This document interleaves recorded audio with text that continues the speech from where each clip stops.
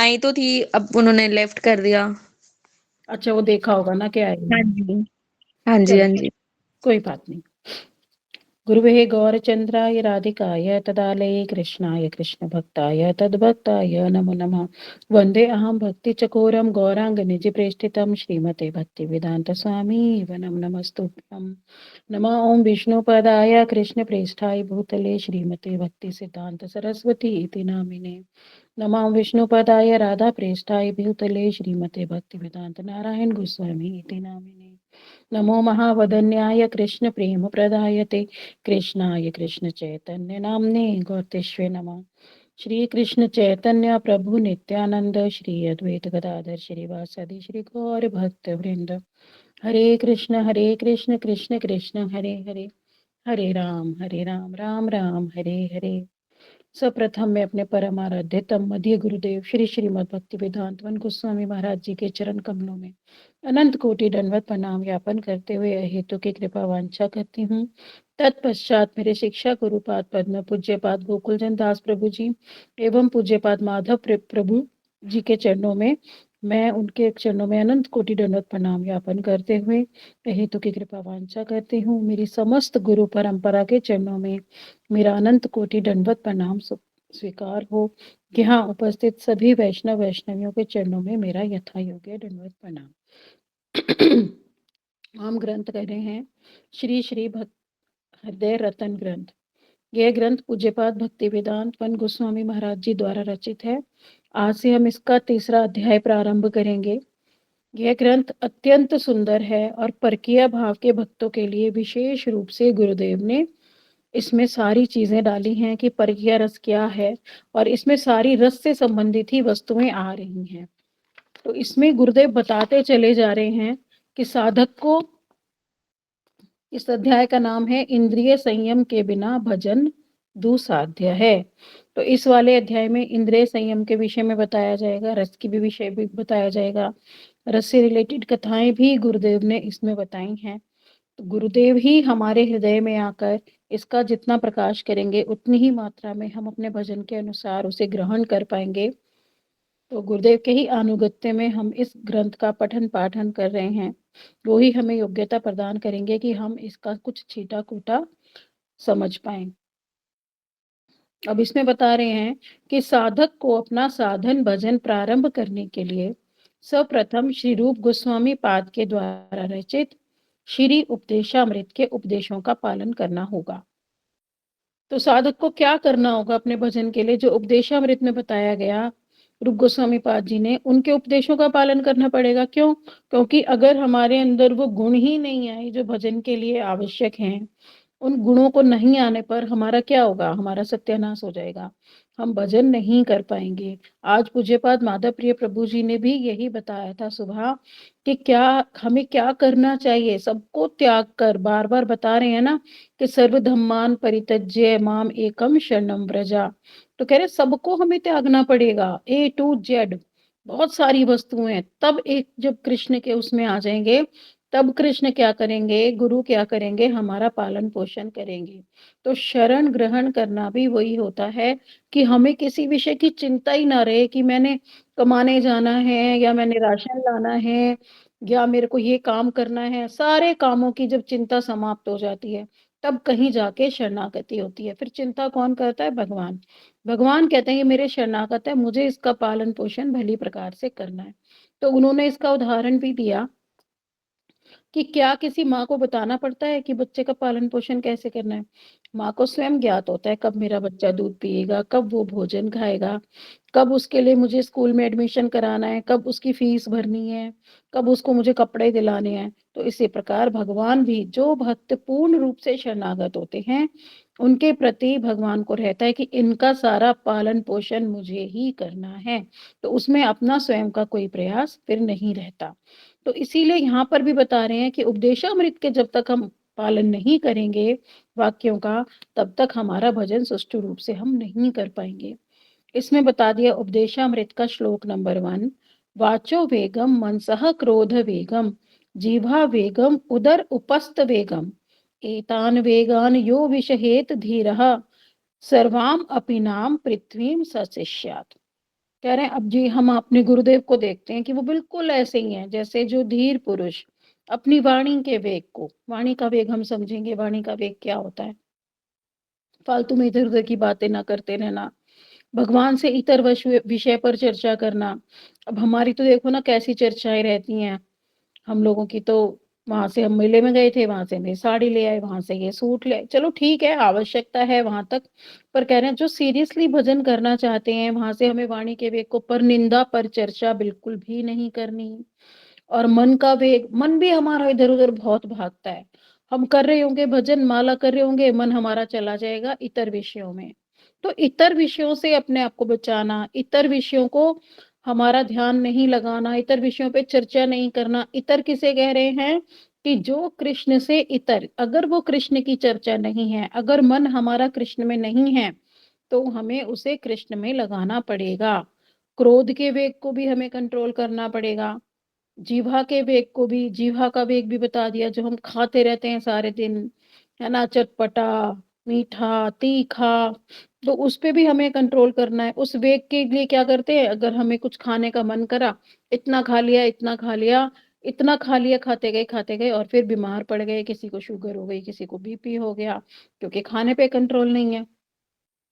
फिर उदर के वेग को, ये भी दोनों, जैसे जीभा का वेग हो गया चटपटे का, और उदर के वेग को पता ही नहीं है भूख कितनी लगी है।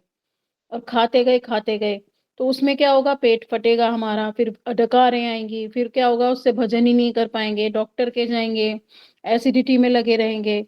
तो ये देखना पड़ेगा कि हमारे शरीर के लिए क्या पथ्य है, क्या अपथ्य है, क्या उचित है, उतना ही खाना जिससे कि हम भजन कर पाएँ, भजन अनुकूल ही खाना चाहिए। एवं जननेंद्रिय के वेग को, यानी जो यौन संबंधों का वेग होता है, उस वेग को भी, कि नहीं हर स्त्री पुरुष के प्रति आकर्षण हो जाना, तो उसी में लगे रहे तो भी नरकगामी हो जाएँगे। तो कह रहे हैं जो इन 6 वेगों को सहन करने में समर्थ हो जाता है, अभी कौन है हमारे समक्ष ऐसे, हमारे गुरु वर्ग। उन लोगों को देखो, वो लोग ब्रह्मचारी भी हैं, वो लोग सन्यासी भी हैं, वो लोग कितनी सुंदर रूप से, कितनी सीमित भाषा में सब समय कृष्ण चर्चा करते हैं, सब समय। हम अपने जितने भी गुरु वर्गों को देखें और कितने शांत होते हैं। कितनी उनके सामने बड़ी से बड़ी बाधा आ जाए, विघ्न आ जाए, वो कभी मैंने किसी को क्रोध करते हुए नहीं देखा। कैसे शांत रहते हैं, शांति बिल्कुल जैसे कुछ विचलन हुआ ही ना हो। तो हमें ये अपने गुरु वर्गों से लेने पड़ेंगे ये गुण, भजन के माध्यम से आएँगे, प्रार्थना से आएँगे। फिर कह रहे हैं वह समस्त पृथ्वी पर शासन कर सकता है, अर्थात ऐसे जितेंद्रिय व्यक्ति के सभी जन शिष्य हो जाते हैं। तो ये बताया कितना सुंदर उन्होंने, कि पृथ्वी ही उनकी शिष्य हो जाएगी। क्यों? ये 6 चीज़ें ही तो हैं जो व्यक्ति को वो बना देती हैं, कामी, क्रोधी, लालची। है ना? तो इससे क्या होगा, जब वो कंट्रोल कर लेगा तो भगवान के गुण उसके अंदर आ जाएँगे, तो फिर वो भजन कर पाएगा। भजन करने वालों के सभी शिष्य हो जाते हैं। क्यों? क्योंकि उन्हें फिर भगवत मार्ग पे अग्रसर होना होता है। तो बड़ी सुंदर बात बताई जाती है इस विषय में, कि किस प्रकार से हम लोग भजन करके अपनी आत्मा का कल्याण कर रहे हैं। ठीक है, इसमें थोड़ी-थोड़ी मात्रा में एक दीदी ने मेरे से प्रश्न किया था कि क्या हम भजन करने लगे तो क्या संसारिक भोग सारे छूट जाएँगे? नहीं, ये बात नहीं आएगी, क्योंकि एक थोड़ी मात्रा में वो वस्तु होगी। क्यों? अभी तो हम देखो इस संसार में, इस देह में भी है ना, दैहिक धर्म भी हमारे साथ है अभी, और हमने भजन करना प्रारंभ किया है, गुरुदेव ने एक सुंदर वस्तु हमें दे दी है। तो इसका अर्थ ये नहीं है कि हमारे अभी देह के संबंध हमसे सारे छूट जाएँगे, या हम देह के कार्य ही करने बंद कर देंगे, ऐसा नहीं होगा। तो जितने-जितने परिमाण में हम कर पा रहे हैं, उतने-उतने परिमाण में जो अनुकूल वस्तु हम ग्रहण करते जाएँगे, और प्रतिकूल का हम वर्जन करते चले जाएँगे। तो इसमें मैंने ये भी देखा कि एक दीदी बता रही थी कि वो मॉल में थी, तो उनसे किसी ने प्रश्न किया, अ, "अरे! तुम मॉल भी आती हो? हमें तो लगा तुम सिर्फ़ हरे कृष्णा महामंत्र ही करती हो।" अरे! तो क्या वो कपड़े पहनना छोड़ देगी? रह तो अभी गृहस्थ आश्रम में ही रही है ना। क्यों नहीं जाएगी, वो पिक्चर देखने भी जाएगी, अभी तो शॉपिंग भी करेगी। उन्होंने ठीक है, एक अपना जो एक्स्ट्रा टाइम था, जो इधर-उधर किट्टी पार्टीज़ में या इधर-उधर व्यतीत हो रहा था फालतू का टाइम, ठीक है, एक स्टार्टिंग की अवस्था में मैं ये बता रही हूँ, जो स्टार्टिंग की अवस्था होती है, तो क्यों नहीं वो भी अभी, अभी तो उन्होंने स्टार्ट किया हरि नाम करना, ये तो इसे दोष नहीं देखना चाहिए भक्तों में, कि ये फ़िल्म देखने चले गए, या ये मॉल में खड़े थे, या ये वहाँ पे खाए। ऐसे नहीं, ये दोष बुद्धि बिल्कुल नहीं रखनी। क्यों? अभी तो इस देह के भी सारे सबके स्वाद हैं, अभी तो इस माया में ही रह रहे हैं, गृहस्थ में ही सब रह रहे हैं, गृहस्थ छोड़ के कोई संन्यास आश्रम धारण करके कोई जंगल में थोड़ी ना कोई रह रहा है। एक बार माधवप्रिय प्रभु जी भी बता रहे थे, कह रहे थे वो एक बार वॉक कर रहे थे पार्क में, तो वहां से कोठी वाले कोई सज्जन आए और उन्होंने कहा, अरे तुम यहाँ क्यों माला कर रहे हो, तुम्हारा यहाँ क्या काम है, तुम लोग तो जंगल में रहो जाके। तो प्रभु जी ने कहा, अरे जंगल में ही तो रह रहे हैं, कोई भजन नहीं करता है देखो, है ना। पशु भजन नहीं करते। तो मतलब कितनी उँगलियां उठा देते हैं ना कि जो लोग भजन करते हैं उन्हें मूवी नहीं देखनी चाहिए, उन्हें यहाँ नहीं जाना चाहिए, उन्हें पार्क में भी वॉक नहीं करना चाहिए। तो ये सब मिथ्या है, क्योंकि जो भजन कर रहा है वो अपने और भी तो सारे कार्य करेगा।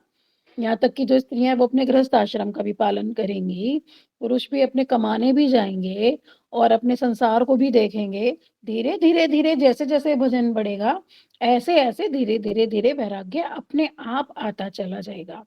हमें किसी को पॉइंट आउट नहीं करना है कि आप ये कर रहे हो या वो कर रहे हो। ठीक है, भजन अच्छा भी हो सकता है, किसी का सुदृढ़ भी हो सकता है, पर ऐसा तो नहीं है ना रूप गोस्वामी जैसा भजन हो गया या रघुनाथ दास गोस्वामी जैसा भजन हो गया।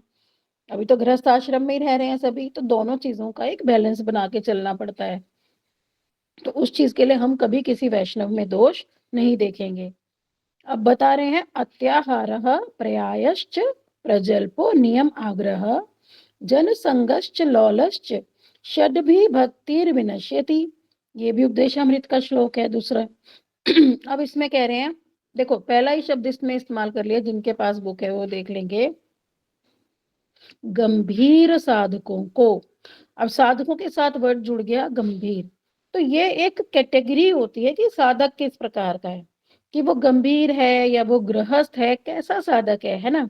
तो ये गंभीर साधक के जो बिल्कुल वास्तव में उसी जन्म में कृष्ण प्राप्ति चाहते हैं, है ना, जो गृहस्थ आश्रम में भी नहीं रह रहे, तो वो क्या करेंगे, भजन के प्रतिकूल निम्न 6 प्रकार की क्रियाओं का परित्याग करेंगे, क्योंकि ये हमारी भक्ति को पुण्यता नष्ट कर देती हैं। तो पहला आ रहा है इसमें अत्याहारः, यानी आवश्यकता से अधिक आहार करना। ये अभी हमने पहले भी बताया, अच्छा ये मैंने पहले भी बड़ी क्लासेस में बताया है कि आहार भी सिर्फ एक प्रकार का नहीं होता जो हम मुख से खाते हैं। आहार किसको याद है क्लास में कि मैंने क्या क्या बताया था, आहार कितने प्रकार का होता है, कहाँ कहाँ से हम खाते हैं, है किसी को याद? चलो मैं बताती हूँ। आहार हम आंखों से भी आहार करते हैं, है ना, जो हम अपने आसपास देखते हैं वो भी एक आहार है। तो हम क्या करते हैं, वो हमारे चित्त में चला जाता है, जैसे उनका बताया, हमारा उनका अजामिल का बताया, उसका और उनका बताया, सौभरी ऋषि का बताया कि उन्होंने जो है एक मत्स्य को, मछली को ही यौन संबंध बनाते हुए देख लिया, तो उससे क्या हुआ, उनके मन में विकार आया और उन्होंने फिर कितनी शादियां की, तब भी उनकी भोग वृत्ति समाप्त। क्या जी? सौभरी ऋषि थे ना, सौभरी, हाँ। तो और जो कानों से भी हम आहार करते हैं, जो परनिंदा पर चर्चा सुन ली, या देखो जैसे कोविड आया था, कोविड में जिन लोगों ने जितनी इसकी रीलें देखी, जितना इसका न्यूज सुना, वो उतना ही ज्यादा डरा, और जो जिन्होंने नहीं देखी वो डरा ही नहीं, उनके लिए था ही नहीं कोविड कुछ भी, और उन्हें कुछ हुआ भी नहीं। तो इस तरह क्या होता है, जिस चीज का हम ज्यादा आहार कर लेते हैं ना, वो हमारे मस्तिष्क पे छा जाता है और हम उसी विषय में फिर चिंतन करने लग जाते हैं। तो क्यों हमें चिंता करनी है, क्या हो रहा है, अरे जो जीवन होगा वो जीना है। तो हमें ये न्यूज वगैरह में ना बहुत ज्यादा, ठीक है, एक जागरूकता रहनी चाहिए, पता रहना चाहिए आसपास में क्या चल रहा है, पर इतना ज्यादा नहीं घुस जाना चाहिए कि वो हमारे ऊपर ही इतना इफेक्ट डाल दे कि हमारा हरि नाम छूट जाए और हम सब उसकी चिंता में और जी बहुत बहुत बहुत कुछ करते चले जाएं, बस यही हमारा चर्चा का विषय रह जाए। ठीक है, और उसमें भी क्या होगा, अगर किसी ने कोई कामुक मूवी देख ली तो उसके अंदर उत्तेजना बढ़ जाएगी, है ना। किसी ने किसी की परनिंदा, चाहे वो बहुत अच्छा है, वो दीदी, वो प्रभु जी, वो पुरुष या स्त्री या बच्चा बहुत अच्छा है वो, पर किसी एक के लिए वो अच्छा नहीं है, क्योंकि हर व्यक्ति को लेके किसी और के दूसरे विचार होते हैं, है ना। मान लो उनके लिए वो अच्छा नहीं है, उन्होंने आपसे आके निंदा कर दी, अरे ये तो प्रभु जी ऐसे हैं बिल्कुल, इनका तो ऐसे नहीं करना चाहिए, इनका तो ये है वो है, और हमने क्या करा, अपने मन में चित्त में हमारे बैठ गया विकार कि हाँ ये प्रभु जी ऐसे हैं। हम ये नहीं देखेंगे कि उनका व्यवहार हमारे साथ कैसा है, हमने अपनी आंखों से क्या देखा या नहीं देखा, अपनी बस एक धारणा हम बना लेते हैं। तो इसीलिए कह रहे हैं कि हमें अत्याहार से बचना पड़ेगा। सारी इंद्रियों से हम अत्याहार करते रहते हैं, जैसे जरूरत से ज्यादा कपड़े खरीदना, जरूरत से ज्यादा सामान खरीदना, आवश्यकता उतने की है नहीं। हम एक अच्छा साफ सुथरा कपड़ा पहन के कहीं भी जाएंगे, वो ठीक है, सिल्क का भी पहन लेंगे, चलो ठीक है। पर जो आजकल चला है, आजकल का ट्रेंड कितना अत्याहार है, ब्रांडेड मोबाइल, शो ऑफ, हर हर फंक्शन में नया कपड़ा, नया डिजाइन, नया, अरे ये तो मैंने पिछली शादी में पहन लिया था। कितना ये हमने खुद को विकृत कर लिया है, कितना अत्याहार। हमारे घरों में कबर्ड में जगह भी नहीं है कपड़े रखने की अब। तो कितना ये, इस चीज पे हमें अपनी भोग वृत्ति पे कंट्रोल करना पड़ेगा। बताए, ये भोग जितना करते चले जाएंगे उतना ही हमें झेलना पड़ेगा। आज ही मेरी ननद का फोन आया था, वो किसी को, उनकी जो मेरी ननद की भी जो ननद है यहीं फरीदाबाद में 7 सेक्टर में रहती हैं, वो, उनको कैंसर हो गया। अभी वो इसी में अमृता हॉस्पिटल में एडमिट थी। तो अभी उनको लेकर गए, डॉक्टर ने जवाब दे दिया घर ले जाओ, हम कुछ नहीं कर सकते। तो वो ये चिंता कर रही थी कि मेरे पास फोन आया कि किसी को मठ से भेज दो, इनके प्राण नहीं जा रहे। हमने इन्हें हरिनाम भी दान कर दिया, हमने एकादशी भी दान कर दिया, हमने गंगा जल भी पिला दिया, हमने सब कुछ कर दिया, पर वो प्राण नहीं छोड़ पा रही हैं। तो वो क्या जितना मैं उनको जानती हूँ, दीदी को मैंने देखा हुआ है, बहुत सुंदर है, बहुत शौकीन थी वो, बहुत कपड़े खरीदना ये सब, बहुत अच्छे से रहती थी, एकदम वेल मेंटेन्ड। पर अभी जब जैसे कैंसर हो गया तो सब कुछ उनका छूट गया, कीमो की पीड़ा उन्होंने झेली। पर देखो प्राण फिर भी नहीं जा रहे। क्यों नहीं जाते प्राण आसानी से? एक मायाबद्ध जीव के प्राण इसलिए नहीं जाते क्योंकि उसकी आसक्तियां रह जाती हैं हमारी उन वस्तुओं में। तो हमें क्या करना है ना, धीरे धीरे धीरे अपने आप को आसक्तियों से निकालना है। तो मुश्किल, क्योंकि पूर्व पूर्व जन्म के संस्कार हैं, पर इनसे हमें अपने आप को निकालना पड़ेगा। क्यों? जितनी हम आसक्ति रखेंगे ना जिस वस्तु से, जैसे हम अपने घर से कितनी आसक्ति रखते हैं, मेरा घर यहाँ से साफ होना चाहिए, यहाँ से साफ होना चाहिए, ये एक एक कोना। पता लगा हमने 5-6 घंटे घर की सफाई में ही निकाल दिए, पता लगा हमने किचन मेंटेन करने में ही 5-6 घंटे निकाल दिए, और उनका कोई वस्तु का यूज नहीं है। चलो अभी हम कर रहे हैं, पर हमें ये कम से कम अपने अंदर पश्चाताप हो कि मैंने दिन में कितने घंटे इसी में निकाल दिए, क्या इस वस्तु की आवश्यकता थी इतना करने की? मैंने तो अपना हरिनाम ही नहीं किया, मैं तो आज 2 क्लास करने वाली थी, आज मैंने वो क्लासेस भी नहीं की। मैंने तो बैठ के 1 घंटे कम से कम मैं राधा कृष्ण का चिंतन, इस वाले चैप्टर में बड़ा सुंदर रूप से गुरुदेव ने बताया कि कैसे राधा कृष्ण का चिंतन करना है हरिनाम करते हुए। तो वो सब हम श्रवण करेंगे ना, तो तब हम सोचेंगे, अरे हमने तो अपने आप को आधा घंटा भी नहीं दिया, हमने श्रवण किया था कि ऐसे राधा कृष्ण का चिंतन करना चाहिए। हम तो वो चिंतन चिंतन किसका कर लेते हैं, मेरा घर कहाँ से गंदा है, मेरा चौक कहाँ, मैं तो अपनी स्थिति बता रही हूँ, मेरी तो यही स्थिति है भाई अभी। तो मेरे तो बहुत घंटे घर को मेंटेन करने में ही निकल जाते हैं। तो इसी तरह से हम सबकी स्थिति है। तो कैसे ये, मतलब कितना समय हम इसी में, तो ये आसक्तियां हमें कम करनी पड़ेगी। ठीक है, थोड़ा थोड़ा थोड़ा छोड़ने का प्रयास करना पड़ेगा। ठीक है, पढ़ाए तो पढ़ाए, हफ्ते में एक बार भी करेंगे तो हो ही जाएगा साथ, है ना। पर अपने भजन को नहीं छोड़ना। अपने भजन का समय हम नियत कर लेंगे कि हमें इतने घंटे भजन करना ही करना है। ठीक है, उसके बाद जो टाइम है हमारे पास, उसमें हम अपने घर को मेंटेन करेंगे। तो क्योंकि अभी हम सब गंभीर साधक हैं भी नहीं, गंभीर साधक हो जाएंगे तब तो देखो, गुरुदेव कृपा करेंगे तब पता नहीं कैसा भजन हम कर पाएंगे। तो कह रहे हमें पांचों इंद्रियों से विषय भोग का जो होता है ध्यान, वो सब हमें त्यागना पड़ेगा। तो आहार भी हमारा क्या, आंखों से भी कर रहे हैं हम, कानों से भी कर रहे हैं, मुख से भी कर रहे हैं। तो क्योंकि क्या है ना, काय मकन वचन और वाक्य और मन, मन से भी आहार करते हैं। हमारा मन करता रहता है, वहां घूमने जाएंगे, वहां जाएंगे, वहां जाएंगे, अरे ये मेरी फ्रेंड यहाँ पे गई थी, अच्छा ये पड़ोसन मेरी वहां हो क्या, ये अच्छा जीजा जी यहाँ गए थे। उस सब से क्या होता है, हमारा भी मन करने लगा कि हम भी घूमने जाएंगे वहां पे, ये करेंगे। तो क्या है, उसीलिए बोला, उसीलिए बार बार बता रहे हैं कि जो विषयरत लोग हैं ना उनका संग करना ही छोड़ दो। तो अब क्या करोगे, भक्तों का संग होगा, भक्तों का संग करेंगे तो भक्तों से हम ये सुनेंगे, आज हम परिक्रमा गए थे, आज हम धाम में गए थे, आज हमने ये वाली कथा श्रवण की, आज हम मठ में गए थे तो प्रभु जी ने ये कथा सुनाई, है ना। भक्तों का संग करेंगे तो उस चीज के प्रति हमारा लोभ बढ़ेगा। तो संग से ही क्या होगा, हमारा आहार भी बदल जाएगा। तो संग बहुत एक विशेष वस्तु है कि हम संग किसका करते चले जा रहे हैं। तभी तो बताया कि वैष्णवों का संग करो। तब हमारा भजन बढ़ेगा। क्यों? उनके संग में, अरे इतना भजन कर रहे हैं प्रभु जी, अच्छा दीदी ने इतना करा, अच्छा इन्होंने ये परिक्रमा भी करके आए, ये वहां भी जा रहे हैं। उनसे क्या है, हमें भी वो मिलता है उत्साह कि हम भी करेंगे तो हमारा भी भजन सुदृढ़ हो जाएगा। अब बता रहे हैं प्रयास। प्रयास किस चीज का करना है? भक्ति विरोधी चेष्टाओं में लगे रहना, जैसे कर्म, ज्ञान, योग, वैराग्य इत्यादि के प्रयास। अब हमें अत्याहार छोड़ना है। पहला उन्होंने बताया किस किस चीज को छोड़ना है, पॉइंट्स बना लेंगे।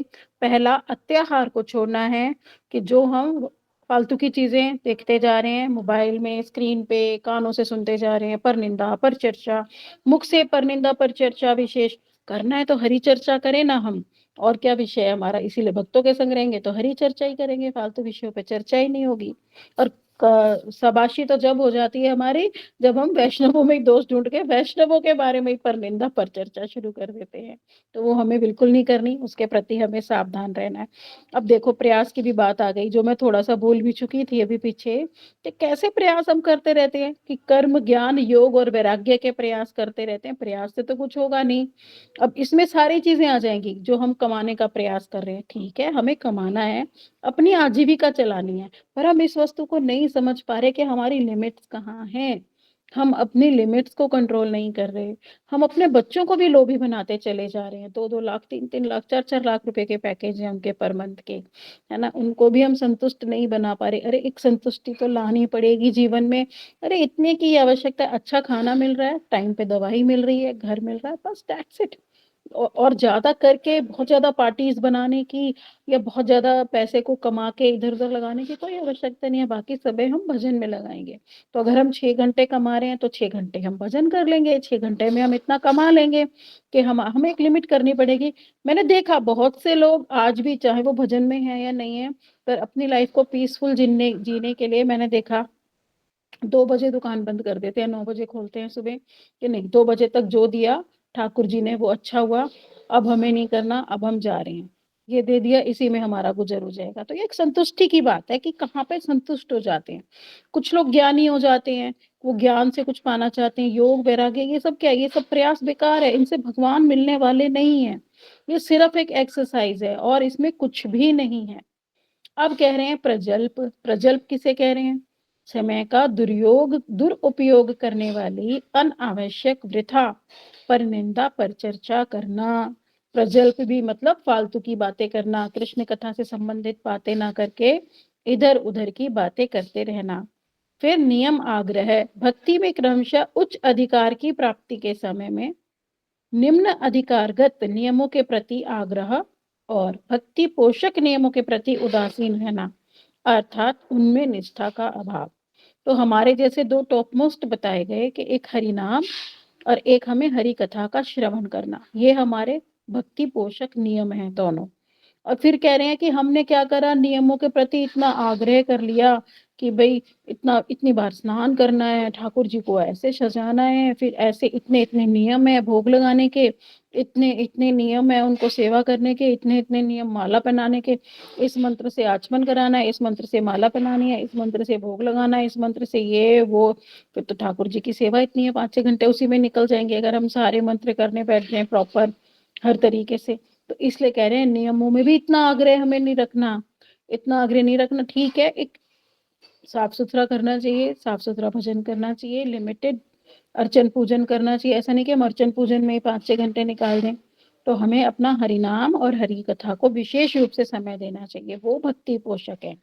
तो इसलिए हमें नियमों के प्रति भी बहुत पीछे नहीं भागना, वो भी हमें क्या करने, जितने हमारे भजन के अनुकूल हैं उतने ही नियम करने हैं। फिर कह रहे हैं जनसंग। तो विशुद्ध भक्तों के संग को छोड़कर, ये अभी मैं बता ही चुकी कि कैसे हमें संग करना चाहिए। तो उसी के साथ क्या होगा, हमारा प्रीतिपूर्वक व्यवहार बढ़ेगा। और वैष्णवों के संग जितना ज्यादा हम वैष्णवों का संग करेंगे उतना ही ज्यादा हमारा भजन बढ़ जाएगा। अब छठा आ रहा है इसमें, लौल्य। चंचल। लौल्य का क्या अर्थ होता है? चंचलता, वासना, लोभ, राग और द्वेष, लौल्य इन सबको कहा जाता है। तो असत मत होते हैं, ये अस्थिर सिद्धांत होते हैं, इनके प्रति हमारा लोभ हो जाता है, चंचलता होती है हमारी। हम भजन करने बैठे हैं पर चंचलता, किसी का फोन आ गया, अरे दीदी, अरे यहाँ चल रहे हो, साड़ियों की सेल लगी हुई है, हाँ हाँ हाँ ठीक है ठीक है, चलो चलो हम साड़ी की सेल पे चलते हैं। है ना? क्या करना है? साड़ी तो हमारे पास है ही, पहनने पहनने के लिए जब चाहिए, वास्तव में जब चाहिए तब हमें लेने जाना चाहिए। ये नहीं कि सेल लगी है तो हम लेने चले गए, पहले ही 10 सूट घर में भर रहे हैं और 10 हम लेने चले गए। तो उतना फिर हमारा लौल्य नहीं होना चाहिए ऐसे। इन चीज़ों के प्रति लोभ नहीं होना चाहिए, तुच्छ विषयों में आसक्त हमें नहीं होना चाहिए कि यहाँ चले गए, वहाँ ठीक है, अनुकूल भाव से जितना हमारे शरीर को आवश्यकता है, जितना भजन के लिए आवश्यकता है, वेल मेंटेन हमें रहना है, उतने के लिए जो आवश्यक है उतना हमें कर लेना चाहिए। बाकी हमें लोभ में, चंचलता में अपने चित्त को स्थिर रखना चाहिए, चंचल नहीं रखना चाहिए कि हम इधर-उधर, उधर-उधर भागते रह जाएँ। हम यहाँ भी भाग रहे हैं, हम वहाँ भी भाग रहे हैं, अब वहाँ पे वो हो रहा है, उनके यहाँ चले जाते हैं, अब उनके यहाँ ये, तो उस सब से हमें कुछ भी नहीं मिलेगा, हम मारे जाएँगे, हमारा भजन रह जाएगा। तो हमें इन सब का प्रयास करना है, इन 6 वस्तुओं को छोड़ने का।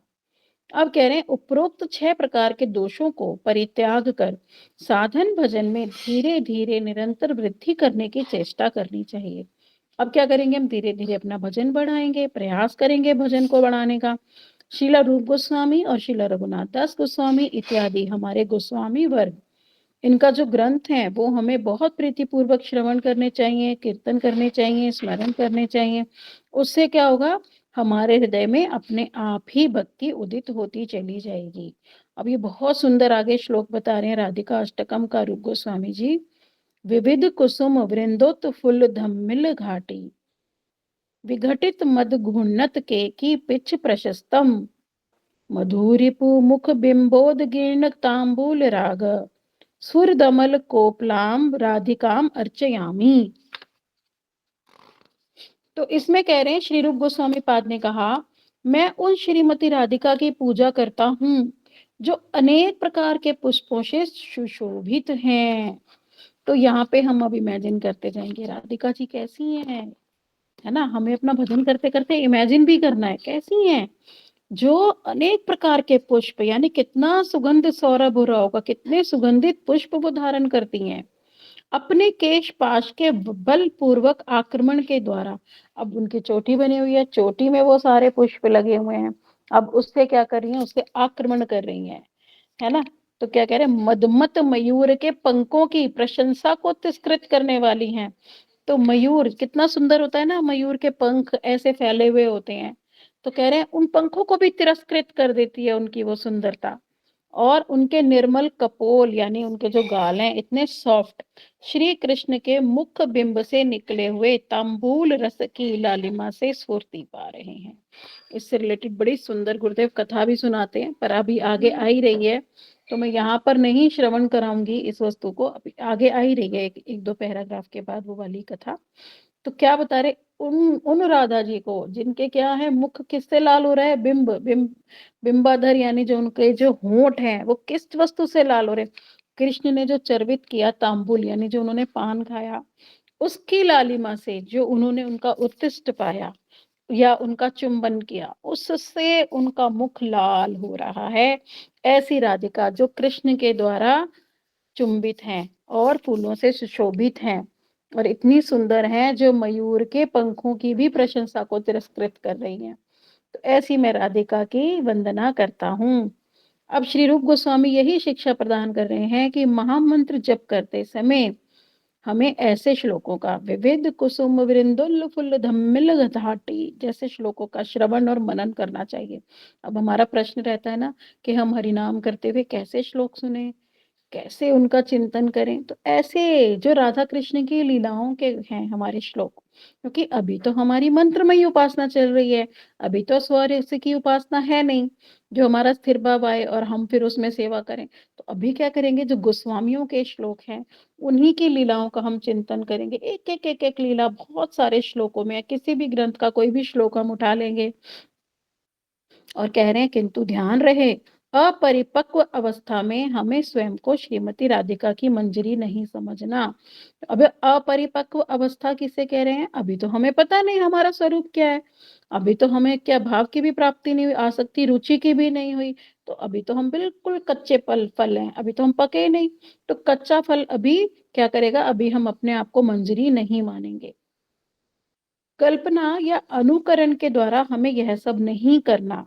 हमें ऐसे कल्पना नहीं करनी है कि मैं भी वहां पे खड़ी हूँ या मैं ऐसा कर रही हूँ, नहीं, हमें अपने आप को फोर्स नहीं करना कि मैं उस लीला में हूँ, नहीं, हमें इस भाव से करना है कि हाँ, हमारे रूप गोस्वामी जी ने ये श्लोक बताया, हा हा राधा जी इतनी सुंदर है, राधा जी के ऐसे फूल लगे हुए, सिर्फ ऐसे ही, ये नहीं कि हम भी वहां पे हैं या हमारा ये रूप है, हम फोर्सफुली अपना कोई भी रूप चिंतन नहीं करेंगे। साधारण रूप से निष्कपट भाव से कुछ श्लोकों का श्रवण करेंगे, स्मरण करेंगे और फिर नाम जप करेंगे, तो हम लीलाओं का ध्यान कर सकते हैं और उनका स्मरण करते हुए नाम जप कर सकते हैं। हम ऐसा देखो, ये बता ही दिया अब गुरुदेव ने, हम ऐसी भावना तो कर सकते हैं कि श्रीमती राधिका जी और श्याम सुंदर यमुना तीर पर एक रमणीय कुंज में मिल रहे हैं और निकट ही श्री यमुना जी कलकल ध्वनि करती हुई धीरे धीरे प्रवाहित हो रही है। अत्यंत मनोहर वासंती समीर मंद मंद बह रही है। माधवी, मालती, मोगरा, पुष्पों की छटा निराली है। इस प्रकार का ध्यान करते हुए हरिनाम जप करना चाहिए। अब गुरुदेव बता रहे हैं कि ठीक है, तुम किस प्रकार का चिंतन करोगे। अभी हम अपने इसका तो स्वरूप को तो प्रेशर वो नहीं करेंगे फोर्स कि मैं मंजरी हूँ, मैं राधा जी के मेहंदी लगा रही हूँ या मैं मंजरी राधा जी को, हमें ऐसा कुछ चिंतन नहीं करना। हम चिंतन करेंगे यमुना का तीर है, यमुना के तीर पर हमारी राधा रानी और श्याम सुंदर बैठे हैं, उनका मिलन हो रहा है, इतनी सुंदर मंद मंद हवा बह रही है, इतना सुंदर राधा रानी ने श्रृंगार किया हुआ है। ऐसे हम इमेजिन कर सकते हैं उनका रूप, उनका मिलन, पर हम अपने रूप को इमेजिन नहीं करेंगे। और ऐसे करते करते जैसे हम माला कर रहे हैं, माला करते करते जैसे मैंने तो बताया था, सिंपल सा इमेजिन ना भी करो तो हमें चित्रपट लगा लेने चाहिए अपने घर में स्थान स्थान स्थान पर। तो हम कभी किसी चित्रपट के आगे, कभी किसी चित्रपट के, इतनी सुंदर लीलाओं के इतनी सुंदर सुंदर चित्र हमें गुरुदेव ने दिए हैं, पूज्यपाद नारायण गोस्वामी महाराज ने, पूज्यपाद वन गोस्वामी महाराज ने, अन्य अन्य वैष्णव ने भी कितने सुंदर सुंदर चित्रपट बनवाए हैं, क्योंकि वो लोग लीला से ही आए हैं, वो है ही मंजरी, तो उन्होंने वहां दर्शन किए हैं, तो वो हमें भी दर्शन करा रहे हैं। तो हम कभी वेणुगीत के चित्रपट के आगे बैठ जाएं, कभी सेवा कुंज के चित्रपट के, कभी रास लीला के चित्रपट है, कभी दामोदर लीला का चित्रपट है, हम देखें तो सही कितना सुंदर रूप है, बस उसे देखते देखते ही हरिनाम करते रहें और उसमें खो जाएं। हमें ये चिंतन ना रहे कि मेरी किचन में दूध उबल रहा है या मेरी काम वाली नहीं है, इस चिंतन से हम कम से कम दिन में आधे घंटे तो निकले, आधे घंटे तो हमारा चिंतन ऐसा क्वालिटी का हो जाए ना कि आहा कितना सुंदर, तो वो आधा घंटा कितना आनंद का होगा कि हम इस शरीर से हट के, परिवारवाद, देहवाद, इस सब से हट के हमने आधा घंटा तो कम से कम उस रस का पान कराना, कि वो क्या रस था। मैं तो कहती हूँ चलो ज्यादा भी समय नहीं है ना, 15 ही मिनट हम अपना चिंतन चिंतन के लिए समय निकालें और चिंतन करते हुए हरि नाम करें, तो उसी से हमें प्रैक्टिस होते होते जब आनंद आएगा ना, तब हम उस समय को बढ़ाएंगे। अब आगे बता रहे हैं, श्री रूप गोस्वामी जी की एक अति मधुर लीला का वर्णन, ये वही वाली लीला आ गई जिसके विषय में मैं बात कर रही थी अभी।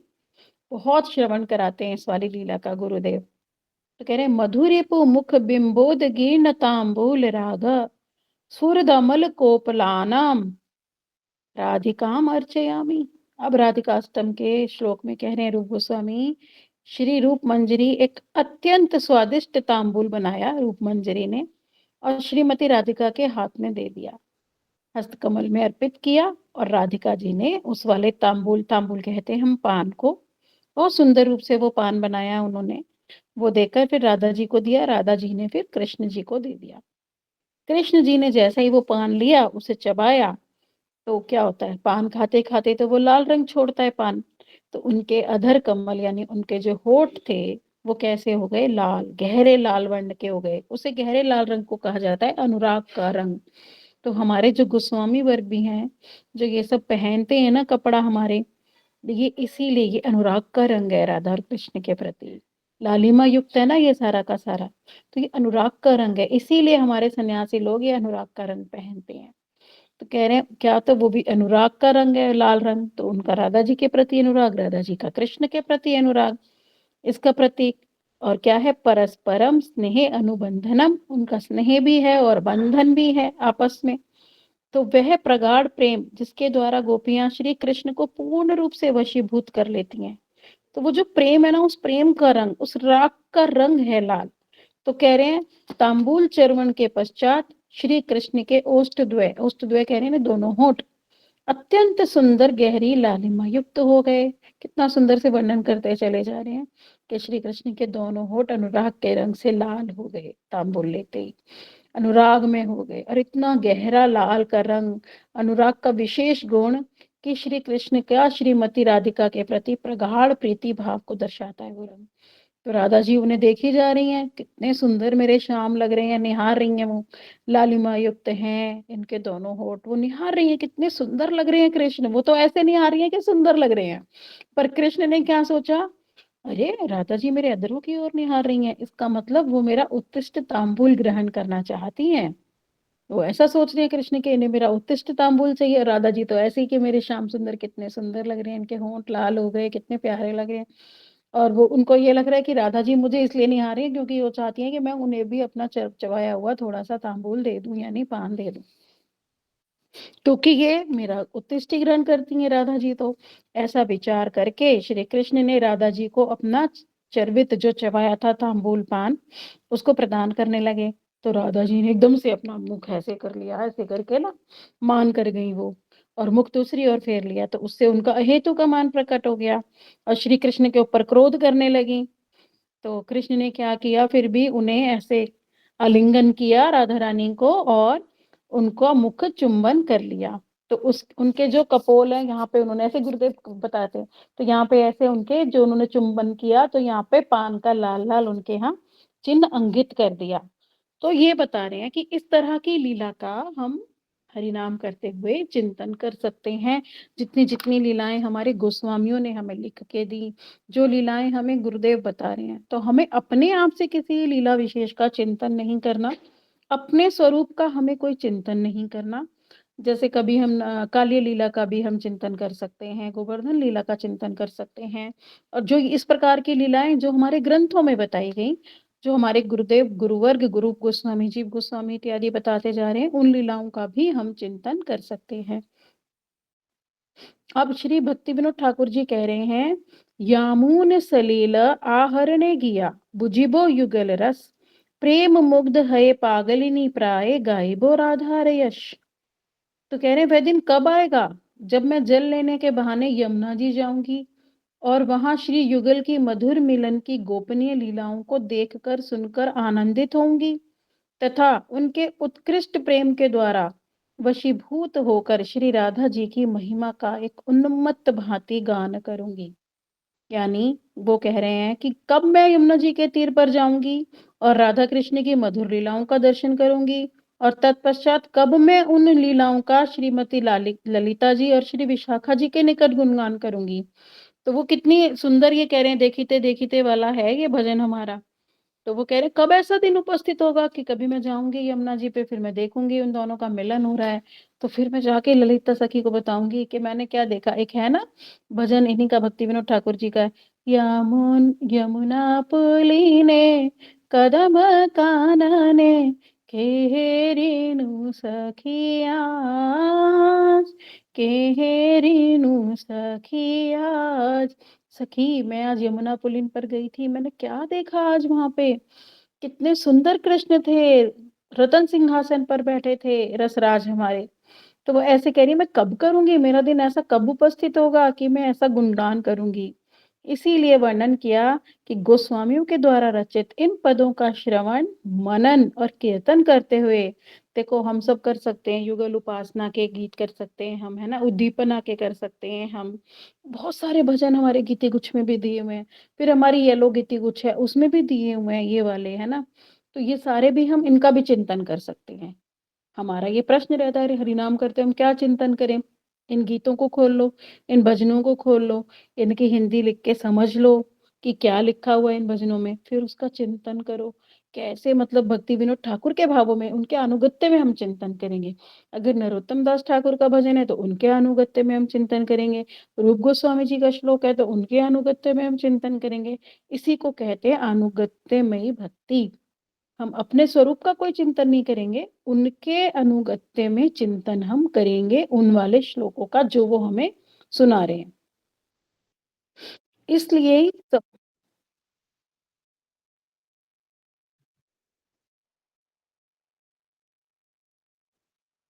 ये अपनी गीते कुछ में ही है, देखिते देखिते भूली बे कबे निज स्थूल परिचय।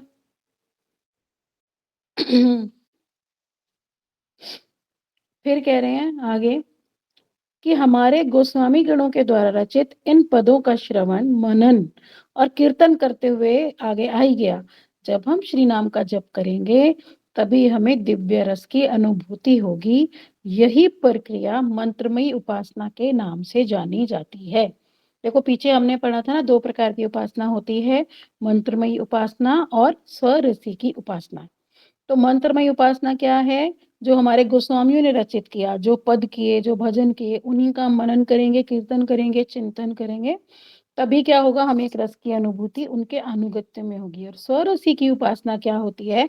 जब स्वरूप सिद्धि हो जाती है, जब हमारा स्थायी भाव हो जाता है, तब हमें हमारी सेवा पता लग जाती है। उस समय हमारे गुरुदेव का भी स्वरूप हमारे सामने आ जाता है, उस समय नाम का भी स्वरूप हमारे सामने आ जाता है। श्री नाम भी अपना स्वरूप प्रकट कर देते हैं।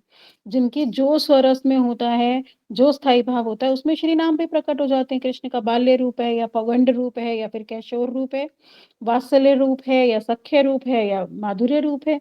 तो उसी हिसाब से फिर हम लीलाओं में, फिर जो साधक होता है फिर वो सेवा करता है अपनी, जब उसे स्वरूप सिद्धि हो जाती है, वो भी फिर अपने गुरुदेव के अनुगत्य में, क्योंकि गुरुदेव का भी स्वरूप फिर उसको सामने प्रकट होता है, तब उसे गुरुदेव ही सेवा प्रदान करते हैं।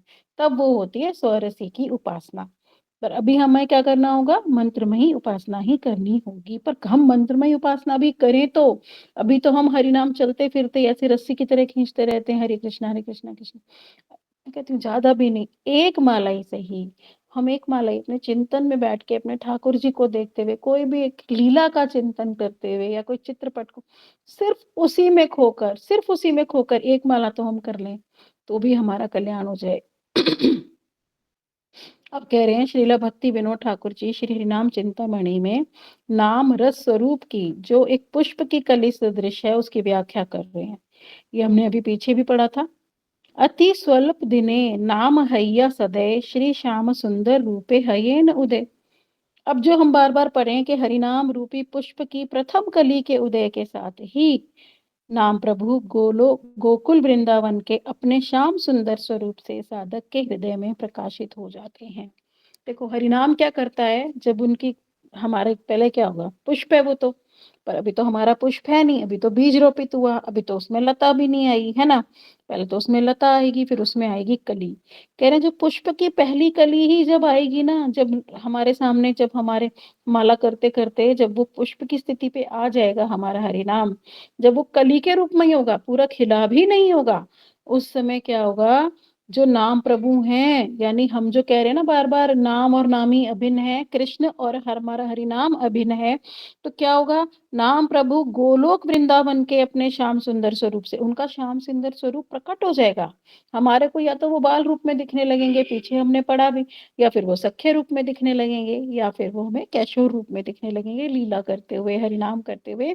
तो वो नाम रूप की प्रथम कली में ही हमारे सामने प्रकाशित हो जाएगा कि किस प्रकार की लीलाएं हमें दिख रही हैं। अब कह रहे हैं श्री हरिनाम, ये तो बड़ा ही हो जाएगा, फिर ये कल ही लेंगे इसको हम, है ना। नेक्स्ट टॉपिक स्टार्ट हो रहा है, इसी को थोड़ा सा और सुन लेते हैं 1-2 मिनट। तो उसके लिए भी बता दिया ना, ये वाला हमारा राधिका, नहीं, हाँ ये। तो क्या कह रहे हैं, जब हमारा हरिनाम होगा, जब हम ऐसे चिंतन के साथ लीलाओं का चिंतन करते हुए जब हम इस हरिनाम को श्रवण करेंगे, तो उससे क्या होगा, जब हम चिंता में जाएंगे ना तो चिंतन की प्रोसेस बदल जाएगी। अभी हमें क्या चिंतन रहता है, मेरा बेटा क्या कर रहा है, मेरी बेटी क्या कर रही है, मेरे घर में क्या हो रहा है, कैसे मेरे हस्बैंड कर रहे हैं, कैसे मेरे पड़ोसी कर रहे हैं, कैसे मेरे, सब समय चिंता रहती है यही वाली। पर जब हम चिंतन की प्रोसेस स्टार्ट कर देंगे ना कृष्ण की, तब देखना कितना आनंद आएगा। मेरा तो ऐसा अभी हुआ नहीं है, पर मैंने बहुत भक्तों से श्रवण किया है कि उन लोगों को सोते समय, जागते समय, सब समय ऐसे चिंतन रहता है कि कृष्ण क्या कर रहे होंगे, कृष्ण क्या, अरे आज तो कृष्ण ने ये किया, आज तो राधा रानी ने ये किया। चिंतन की प्रोसेस बदल जाती है, फिर क्या होता है, फिर यहाँ की चिंता रहती नहीं है। ये रस इतना क्षीण लगता है ना हमें, अरे ठीक है ना, फैला हुआ है, बच्चा कुछ कर रहा है, नहीं कर रहा, ठीक है ना, पति ने, पड़ोसी ने कुछ करा, पति ने, रिश्ते, ठीक है ना, कोई नहीं, मेरे तो कृष्ण क्या, मुझे तो कृष्ण की चिंता है, मेरी कृष्ण क्या करे, उसमें सब समय जीव फिर आनंद में रहता है। पर हमें ये स्टार्टिंग तो एक करनी होगी ना कि हम लीलाएँ सुनते, सुनते, सुनते एक तो हरि नाम करें, एक माला ही करें, 15-20 मिनट लगे, आधा घंटा लगे उस एक माला में, पर हम उस चिंतन को करते रहें, चिंतन करते जाएँ। कैसे यमुना किनारा, कैसे वो बैठे हैं, कैसे उन्होंने वो अभी ये तांबुल वाली कथा सुनाई, कैसे सुंदर लग रहे होंगे कृष्ण, कैसे सुंदर लग रही होंगी राधा रानी। तो वो सब करते, करते, करते क्या होगा, हमें जब आनंद आने लगेगा ना, तो हम इस जड़ विषय से अपने आप ही हट जाएँगे। तो ये हमारा फिर भजन का एक सुष्ठु रूप तैयार हो जाएगा, एक बेस तैयार हो जाएगा हमारा। तो हमें ये प्रयास करना पड़ेगा अपने गुरुदेव के अनुगत्य में कि हम मंत्रमयी उपासना करना प्रारंभ करें। अभी हम ऐसे ही नहीं अपना हरि नाम करते रहें बस, हरे कृष्णा महामंत्र चलते-फिरते, उठते-बैठते नहीं। एक कम से कम थोड़ी देर, आधा घंटा ऐसे ही हम बैठें और अपने चिंतन से करें, तब देखें हमारा अपने आप फिर वैराग्य आएगा, अपने आप हमारा अत्याहार छूट जाएगा, अपने आप ही हमारा प्रयास, लौल्य ये जितने भी हमें बताए अभी के ये छोड़ो, उधर के वेग को छोड़ो, जिह्वा के वेग। क्यों? जब हम आनंद में आ जाएँगे, आनंद की ही प्राप्ति हो गई, अपने आप इतर विषय हमारे सारे छूट जाएँगे। फिर हमें इतर विषयों की भी प्रैक्टिस करनी ही नहीं पड़ेगी छोड़ने की। ये इसीलिए ये टॉप मोस्ट बता दिया कि आप चिंतन करो सब समय। पूज्य पाद सिद्धांति महाराज जी तो बहुत बोलते हैं, बहुत बार मैंने उनके मुख से श्रवण किया। कि कभी सोचते हो बैठे-बैठे इस समय कृष्ण क्या कर रहे होंगे? अरे अच्छा बताओ कौन बताएगा इस समय कृष्ण क्या कर रहे होंगे? बताओ कौन-सी वेला उपस्थित हुई है? अच्छा गोधूली तो कैसे हो रहे होंगे? कैसे उनके कुंडल हो रहे होंगे? कैसे उनके ये हो रहे होंगे? एक बार और मैंने उनसे श्रवण किया था पूज्य सिद्धांति महाराज जी से ही। मैं उधर गई थी वृंदावन परिक्रमा कार्तिक की चल रही थी। तो बड़े चिंतित से बैठे थे महाराज जी, तो मैंने उनसे कहा, "महाराज जी बड़ी चिंता में बैठे हो आज तो ऐसे लग रहा है कि बड़े" थे और लोग भी थे वहाँ पे। तो कह रहे मैं यही सोच रहा हूँ मेरे को इतना समय हो गया वृंदावन में आते कृष्ण दिखते क्यों नहीं है मुझे? तो देखो उन लोगों का चिंतन देखो, चाहे वो कुछ भी लीला में होंगे, कुछ भी पर हमें बता नहीं रहे हैं। कह रहे कृष्ण दिखते क्यों नहीं? है ना? तो कितना मतलब आप देखो हमारे जो गुरु वर्ग हैं उनका कितना चिंतन होगा कि सब समय वो यही सोचते हैं कि यहाँ कृष्ण क्या लीला कर रहे हैं, यहाँ पे कृष्ण क्या लीला कर रहे हैं। कितना चिन्मय धाम का दर्शन करते होंगे वो, है ना? और हमसे हास परिहास कर रहे हैं कि कृष्ण क्यों नहीं दिख रहे मैं जब से आ रहा हूँ। तो वो देख रहे होंगे पर वो लीला नहीं बताना चाहते थे हमें इसलिए उन्होंने कहा कि कृष्ण दिख क्यों नहीं रहे। तो मैं समझ गई थी, मैं कहा ज़रूर महाराज जी लीला में तो कुछ ना कुछ तो चिंतन में थे, अब सोच रहे हैं क्लास का समय हो गया तो चिंता छोड़ के आए होंगे वो क्लास में। तो वही सारी वस्तुएँ हैं, तो हमें अपने चिंतन को बढ़ाना पड़ेगा। चिंतन ही मैंने और भी वैष्णवियों से जिनका बहुत हायर क्लास भजन है ना, मैंने उनसे पूछा, मैंने कहा दीदी सही-सही साधन क्या है? सही-सही साधन तो आप हमें बताइए। तब उन्होंने कहा साधन कुछ है ही नहीं चिंतन के सिवा, एकमात्र कृष्ण चिंतन ही साधन है। तो मेन साधन चिंतन है और सारी बातें हमारी एक्स्ट्रा ऑर्डिनरी हैं, वो सब आरोप सिद्धा भक्ति में आ जाएगा। चिंतन ही मेन भक्ति है। तो इसलिए मेरी आप सभी से करबद्ध प्रार्थना है, गुरुदेव से प्रार्थना है कि गुरुदेव हमें कुछ ऐसा क्षमता दें, बल दें कि हम कुछ चिंतन कर पाएँ। चिंतन करते-करते हम भी हरि नाम की स्फूर्ति अपने हृदय में प्राप्त कर सकें। वाञ्छाकल्पतरुभ्यश्च कृपा सिन्धुभ्य एव च पतितानां पावनेभ्यो वैष्णवेभ्यो नमो नमः। श्रीला गुरुदेव की जय, वैष्णव वृंद की जय। निताई गौर प्रेमानंदे हरि हरि हरि बोल। देखो इस बुक में भी जिनके पास बुक है 38 पेज नंबर पे ये कितनी सुंदर एक लीला का फोटो दिया हुआ है। मेरे को दुःख हो रहा है कि ये पूरे पेज पे क्यों नहीं दी इन्होंने, बड़ी छोटी-सी दी है। सभी के पास है ना बुक तो यहाँ भी जितने भी लोग क्लास में हैं, है ना? अर्पिता के पास भी है, सोनिया दीदी के पास भी है। तो ये जो है ना 38 पेज पे इतनी सुंदर अगर हम इसी लीला को देखें ना और मतलब कितना सुंदर इसमें एक-एक पुष्प दिखाया हुआ है, फिर वो गोल्डन कम्प्लेक्शन दिखाया हुआ है, बाँसुरी, पेड़, वीणा बजा रहा है कोई, कोई माला ले रखा है, कोई नृत्य कर रहा है। इसी को ही देखते बुक्स में इतना कुछ है, इन्हीं को चित्रों को देखते-देखते हम हरिनाम कर सकते हैं, है ना? कितना आनंद आ रहा है देखने में ही। अब इनको देखते हुए तो चित्त इधर-उधर नहीं जा रहा, चलो चिंतन में इधर-उधर चला जाएगा, पर चित्र देखते हुए तो नहीं जा रहा है। क्या एक्सपीरियंस है दीदी, चित्र देखते हुए जा रहा है क्या चिंतन इधर-उधर?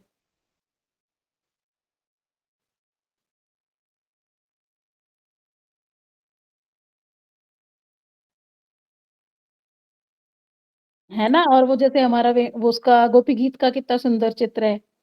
अगर हम गोपी गीत का देखें, कृष्ण कैसे आ रहे हैं, गोपियाँ कैसे बैठी हैं, तो मुझे लगता है ये ज़्यादा बेटर है कि हम चित्रों को देखते-देखते ही हम चिंतन करें कि कितना फिर तो नहीं जाएगा शायद, अभी तो हमारी अवस्था यही है ना? गोपी गीत का बहुत सुंदर चित्र है, मैं आपको दिखा दूँगी, मेरे घर में लगा हुआ है। भेज दूँगी मैं आपको फ़ोटो खींच के। ये सारे अपने मठ में हमारे अवेलेबल हैं, सारे पूज्यपाद नारायण महाराज जी द्वारा बनाए गए हैं। गोपी गीत का तो हमारे गुरुदेव ने भी बनाया है एक, वो इंग्लिश बुक में छपा हुआ है, तो भेजूँगी मैं। हाँ, ये तो पहले ही कर ही देनी थी मैंने जब समाप्त कर दी थी क्लास। नहीं, नहीं, वो तो मैं वैसी बात ही कर रही थी फिर।